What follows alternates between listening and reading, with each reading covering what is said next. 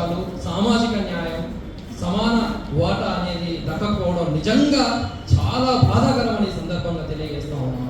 ఒక్కసారి తెలంగాణ రాష్ట్రమే కావచ్చు, దేశమే కావచ్చు, చరిత్ర పొడవునా చూసుకున్నట్లయితే ఆర్థికంగా అణచివేతకు గురవుతున్నారు, సామాజికంగా అణచివేతకు గురవుతున్నారు, చివరిగా రాజకీయంగా కూడా అణచివేతకు గురి కావడం చాలా బాధాకరమని ఈ సందర్భంగా తెలియజేస్తా ఉన్నాను.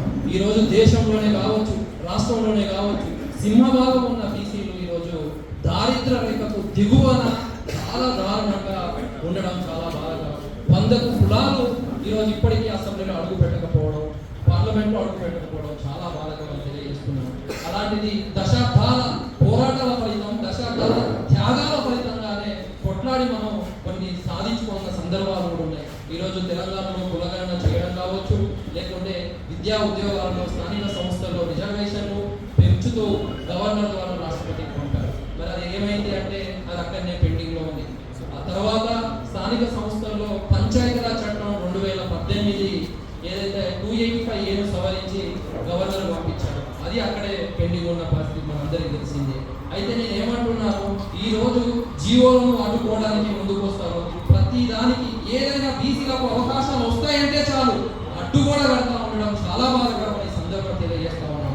ఎందుకంటే ఈ రోజు పార్టీలన్నీ బీసీల ఓట్లతోనే ఈ రోజు అసెంబ్లీలో ఉన్నారు, పార్లమెంట్లో ఉన్నారు. కానీ ఆ బీసీలను మాత్రం ఎక్కడ అనగదొక్కాలనే కుట్రలు, ప్రణాళికలు అడుగడుగున వేయడం ఇది చాలా బాధాకరం తెలియజేస్తున్నాను. ఒక్కసారి ఇది ఇలాగే బీసీల కడుపు కొట్టే ప్రయత్నాలు, కుట్రలు చేస్తే మాత్రం రానున్న రోజులలో ఒక జాతీయ ఉద్యమం ఏర్పడుతుందని, దానిలో ఇలాంటి మేధావులందరూ రాష్ట్రంలో ఉన్న బీసీ సంఘాలు కావచ్చు, మేధావులు కావచ్చు, కుల సంఘాలు అందరినీ కలుపుకొని ఒక జాతీయ ఉద్యమంగా ఏర్పాటు చేసి ఓ స్వాతంత్ర ఉద్యమం తరహాలో కావచ్చు, ఓ తెలంగాణ ఉద్యమంలో తరహాలో కావచ్చు, ఒక జాతీయ బీసీ ఉద్యమం వస్తుందని ఈ సందర్భంగా హెచ్చరిస్తా ఉన్నాను. ఎందుకు ఇంత కుట్రలు తెలుస్తా ఉన్నాం?